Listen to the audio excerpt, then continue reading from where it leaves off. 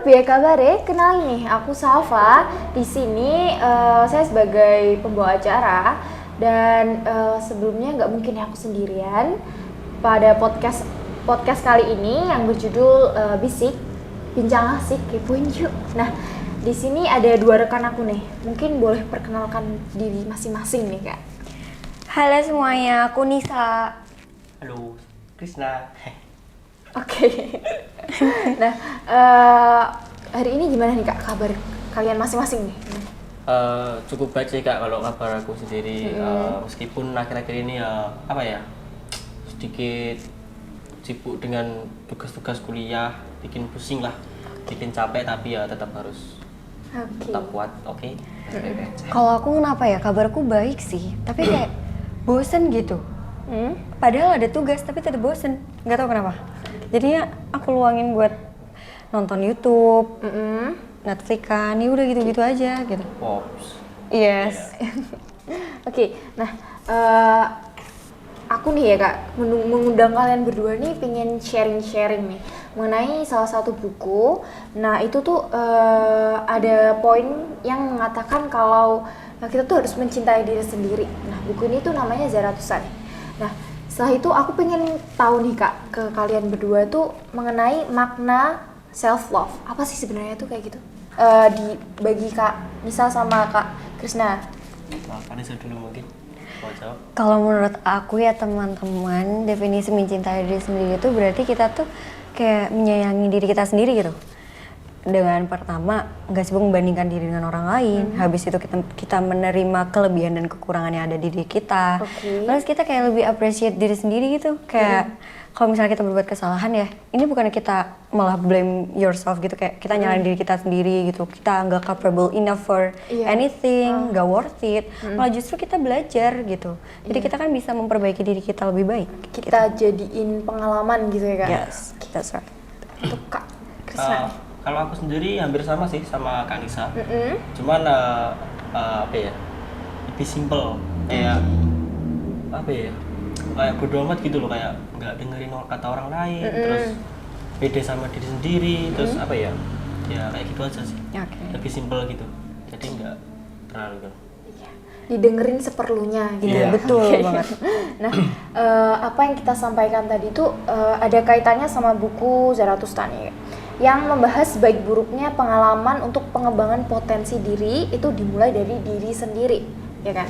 Nah, gimana kalau kita lanjut lagi nih Kak? Kayak lanjut dong. Pengen tanya-tanya terus ini gitu maunya.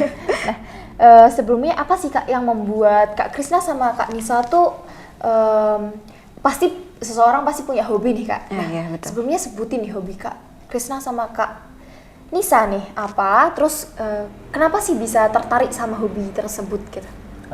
Kalau aku sendiri sih apa ya, kegiatanku cuma kuliah doang, terus gak ada kegiatan lain, paling habis kuliah cuma nongkrong, main game, ya cuman hobiku cuma main game itu aja, sama nongkrong, udah gitu doang. Kalau waktunya sama game gitu. Kalau ketertarikan awalnya bisa suka sama game itu gimana? Ketertarikan apa ya? Udah dari kecil sih, udah dari waktu SD sih. Iya. Udah sering main game, sering apa ya? Dulu kan masih handphone yang kecil tuh loh. Oh iya, yang jadul gitu ya. Nokia itu. Di situ teman-temanku itu pada main game, terus kayak aku tuh juga pengen main game gitu loh. Sampai-sampai apa ya? Ambil ada niatan bu. Iya. ambil handphone teman itu. Nyuri handphone teman buat main game. Ya, akhirnya sekarang udah enggak sih. Sekarang udah punya sendiri dan main game sendiri. Alhamdulillah juga bisa hasil duit sendiri. Keren sih. Keren banget. Bisa tadi juga bisa sama dijadiin pelajaran sih ya. Iya. Dari yang mulai ngambil, terus mulai besar, mulai dewasa gitu, mulai mikir nih. Gimana caranya biar apa yang kita ingin tuh capek gitu, kan? Terus dari aku. Dari Kak Nisa. Kalau aku nih, ya kurang lebih sama ya. Kayak aku tuh sehari-hari ngapain sih? Paling cuma nugas, terus bantu-bantu beresin rumah. Terus sisanya paling juga ya itu, aku terus ketemu K-pop itu kan, jadi aku kayak cuma nonton MV atau aku ikut mass streaming. Oke. Terus Iya. aku nggak tahu ya istilahnya apa gitu. Habis itu kalau ditanya awal ketertarikan aku tuh kayak udah cukup lama sih, dari aku kelas 5 SD kalau nggak salah. Nah di situ tuh awalnya ya aku taunya cuma drakor doang. Soalnya waktu itu temen aku kayak ngasih tahu gitu kan, ini ada drakor nih. Terus aku bingung drakor tuh apaan, karena yang dulu kita tahu kan kayak cuma CJR, habis itu kayak FTV, SCTV itu kan. CCR itu drakor ya? Bukan beda sendiri, beda lagi dong. Sorry. Terus akhirnya aku tahu nih, oh ternyata di Korea tuh ada juga drama gitu kan. Habis itu ternyata di drakor yang aku tonton nih salah satu pemerannya anggota boyband. Nah dari situ aku tertarik. Terus aku tahu nih, oh ternyata ada boyband juga nih di Korea. Nah terus sekitar tahun 2015 aku dikenalin sama salah satu boyband, dan itu pasti kalian semua tahu nih ya, yang mencetuskan Love Yourself lah itu, ya itu. Dan setelah itu aku kayak jadi tahu ternyata K-pop itu bukan cuma hal-hal yang kayak bersifat kayak kesenangan pribadi gitu, aku bilang kayak ada sisi positifnya juga, itu sih. Itu aja nih Kak? Iya. Oke, kita lanjut lagi nih. Oke. Nah, sebelum memulai hobi masing-masing, pasti kan ada sisi positif sama negatifnya. Nah, sisi positif sama negatif dari hobi kalian masing-masing nih, itu apa sih? Sisi positif ya? Positif, terus negatif. Kalau sisi positifnya, ya itu tadi ya yang aku bilang, aku jadi bisa ngasilin uang sendiri karena kan aku ikut apa ya itu kayak jogging game itu, terus dapat duit. Kalau dari sisi negatifnya sih mungkin kesehatan ya, mungkin gaya hidup yang kurang baik juga mungkin karena kan sering apa ya, kelupaan gitu waktu begadang, tidur larut malam, mungkin malah tidur pagi, bangun-bangun sore. Jadi kayak pola hidup yang nggak teratur lah intinya. Ya negatifnya itu sih. Kalau aku dengar-dengar nih, Krisna kayak you've learned a lot from past ya. Jadi kayak kamu tuh belajar dari masa lalu. Iya, belajar dari masa lalu banget. Makanya kayak dia sekarang menghasilkan uang karena game itu loh, keren kan? Kalau aku sih sisi positifnya, biasanya tuh kan kita kayak insecure gitu ya, ya kan? Kayak kalau misalnya aku ngerasa kayak aku kurang cantik nih, tapi biasanya anak-anak K-popers tuh kayak saling mendukung gitu loh. Atau kayak misalnya kita ketemu nih sama K-popers lain yang cantik gitu, kita jadi kayak langsung ngerasa insecure dulu gitu. Tapi bukan berarti kayak kita stuck di situ, kayak kita malah apa ya, ada niatan buat menjadi lebih baik lagi gitu, kayak mulai nyoba skincarean or makeup or something else. Terus juga sisi positif lainnya tuh aku jadi kenal banyak teman. Karena kan K-popers itu temennya bisa dari banyak daerah kan ya. Mungkin sama sih kayak gamers gitu ya. Iya kan? Sama ya? Iya. Gamers juga apa ya, juga banyak teman dari luar daerah sih. Soalnya kan gitu kan, kalau joki itu nggak mungkin kalau orang sendiri, pasti kan ada temannya. Apalagi game 5 lawan 5 lah. Jadi kita kan harus punya tim juga. Iya benar-benar. Iya, tadi awal mulanya itu aku tuh apa ya, kayak ikut grup di Telegram gitu loh. Oke. Grup Telegram, cari-cari grup di Telegram, grup joki, terus join grup di situ. Pertama itu nyoba cuman main biasa, terus diajak kerja gitu. Ya udah gitu aja. Jadi kayak bisa ngelakuin hobi kita sama dapat uang nih. Jadi ada dua keuntungan juga. Oke. Aku baru kali ini sih denger kalau ada joki games. Oh iya benar sih. Aku taunya biasanya kan kayak tugas-tugas gitu ya, joki tugas gitu. Ini joki game. Oke. Tapi sekarang hampir semua game tuh udah joki. Tapi sekarang itu tau, K-popers tuh bisa menghasilkan uang juga, tau nggak? Kayak kamu jadi apa namanya, reseller album, ya kan? Terus gitu. Ada. Dan atau enggak kamu jualan photocard aja itu bisa menghasilkan uang loh. Ada lagi. Sekarang tuh tahu nggak sih alternative universe yang di Twitter? Enggak tahu. Nah itu tuh jadi kayak kita memakai face claim dari idol ini, terus nanti dijadiin sebuah cerita, dan itu bisa jadi dipinang oleh penerbit untuk dijadikan sebuah buku gitu. Keren ya? Kalau negatifnya, ya termasuk ya. Kalau negatifnya dari K-popers itu biasanya boros sih ya. Kayak kita tuh terlalu banyak pengeluaran karena emang album sendiri harganya nggak murah gitu. Tapi kalau misalnya kita bisa mengatur keuangan, kita bisa jadi pribadi yang hemat kok. Kayak kita menabung gitu maksudnya. Itu aja sih. Nah, aku pengen tahu nih bocoran mengenai motivasi nih Kak. Motivasi Kak Nisa sama Kak Krisna dari dulu sampai detik ini nih. Motivasi mencintai diri sendiri. Motivasi, kalau motivasi aku lebih kayak makna dari apa itu mencintai diri sendiri. Hampir sama sih kalau motivasi. Ya kayak apa ya? Nggak usah dengerin lah omongan lain. Kayak yang tadi Iya, kayak disebutin tadi aja. Kalau motivasi aku sih dari aku sendiri. Kalau aku sih, kalau motivasi itu tuh pasti kayak ada satu kelompok atau ada satu orang tuh yang membuat aku jadi kayak, oh berarti aku harus lebih mencintai diri sendiri gitu. Dan ini ya dari aku cara nge-stan K-pop ini dan bertemu salah satu grup ini gitu. Karena mereka sendiri kan ngobrolin soal I love yourself. Nah otomatis karena aku suka mereka, jadi kan aku jadi merasa apa ya, tergerak gitu untuk ikut melakukan apa yang mereka gebrakan gitu. Jadi aku itu sih salah satu motivasi terbesarku. Tapi sebenarnya motivasi terbesar juga karena diri aku sendiri gitu. Ya nggak sih? Kalau kita pengen berubah pasti segala hal menjadi lebih baik gitu, lebih mudah gitu. Kalau motivasi mencintai diri sendiri itu kayak gimana ya? Mencintai diri sendiri mencintai diri sendiri nih. Kayak diomonginnya tuh enak banget gitu ya. Tapi kalau kita lakuin, kita cari tuh kayak butuh effort sama kayak niat diri kita sendiri. Iya benar. Nggak mungkin kan kita cari sesuatu yang dari orang lain gitu. Iya benar sih. Mungkin kitanya suka sama orang lain gitu. Kayak tadi Kak Nisa nih suka sama K-pop, Kak Krisna sama gamers nih. Nah mungkin itu mulainya kalau kita nggak mulai nyari itu kegiatan itu mungkin kita nggak bakal tahu nih. Ya. Nah, aku pernah baca tweet nih Kak, mengenai mencintai diri sendiri dimulai dengan tidak menyalahi atau menjelekkan diri sendiri atau melakukan kesalahan dalam melakukan suatu hal dan lebih memilih menerima serta introspeksi diri. Itu menurut Kak Nisa sama Kak Krisna tuh bener gak sih kayak gitu?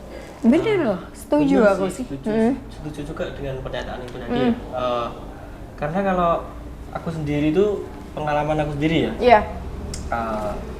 Game kan dari game kan aku juga sering ikut turnamen gitu ya kan. Sering ikut turnamen, terus sering kalau main game itu kan pasti ada kesalahan atau mistaknya ya. Waktu itu aku ngelakuin kesalahan, terus kayak di blame itu kayak apa ya? Disalahkan gitu. Iya, disalahkan terus-terusan gitu loh. Tapi kayak aku nggak pikir kayak apa sih kok malah kayak introspeksi aja kalau oh iya bener sih emang aku salah, terus diam aja terus main lebih fokus. Udah seperti itu aja kayak gitu. Kalau dari aku sendiri sih kurang lebih kayak sama kayak Krisna nggak sih? Kayak yang tadi aku ceritain yang kata insecure itu kurang lebih gitu aja sih. Nggak ada yang selebihnya tuh nggak ada. Karena aku sendiri kayak ya udah gitu, kalau udah setuju ya udah seterusnya bakal gitu aja. Nah aku pernah denger nih Kak dari Kak Krisna nih pernah ngikutin apa? Turnamen game atau apa gitu ya? Terus menang atau menang ya? Mungkin boleh nih Kak dijelasin. Nah itu masih termasuk sih, termasuk juara alhamdulillah. Waktu itu apa ya? Turnamen di kampus IT kampus itu. Sebenarnya kampusnya mana sih Kak? Kok bingung saya? Kampus di Percita Muhammadiyah. Oke. Jangan lupa masuk gitu. Ya turnamen di situ apa ya? Juara 3 sih. Enggak sampai menang, soalnya kalah apa ya? Kalah pengalaman gitu. Oh iya. Kalah pengalaman soalnya waktu itu lawannya itu bener-bener top tim di Ponorogo gitu. Udah ternama gitu ya. Oke. Terus kebetulan ketemunya di turnamen kampus. Ternyata orangnya kampusnya situ juga. Ngerasa kayak insecure gitu nggak? Banget insecure banget. Insecure-nya di mana nih? Iya. apa lebih takut kalau jadi kesalahan atau gimana gitu? Bukan. Kayak ke insecure ke gameplay, permainan. Cara cara oke. bermain diri kita sendiri gitu. Iya. Insecure-nya di situ sih. Mungkin tekniknya itu tadi tuh lebih itu ya. Lebih handal. Betul. Iya benar sih. Kayak soalnya tuh dia itu lebih kayak benar-benar menguasai permainan itu. Kayak aku tuh kayak kurang jago gitu. Tapi dari itu kita kan jadi ngerasa harus upgrade diri kan ya. Berarti Sebenarnya sekarang tuh kayak udah semua banget pengen gimana ya? Pengen ngasih tahu permainanku kayak gimana gitu loh. Cuma tuh ternyata masih sama aja, masih belum bisa ngalahin. Waktu itu pernah ketemu juga di turnamen luar. Ketemunya di final itu juara 2 juga. Belum bisa menang lagi. ya, keren. Itu hebat banget sih Iya, kalau udah kita udah kayak gitu, udah menang-menang gitu. Bagi off sih. Oke. Mungkin Kak Nisa nih ada pengalaman baru waktu sebelum sama sesudah masuk ke K-popers nih. Pengalaman yang mungkin kayak nggak nggak ngira-ngira gitu loh. Pengalamannya nggak bakal terkira selama masuk K-pop gitu ya maksudnya. Apa ya? Aku tuh selama masuk K-pop tuh ternyata menambah wawasan juga loh. Bisa gitu ya? Iya bisa. Dalam artian kan kayak kita kenal banyak orang dari bahkan pun dari luar negeri juga gitu.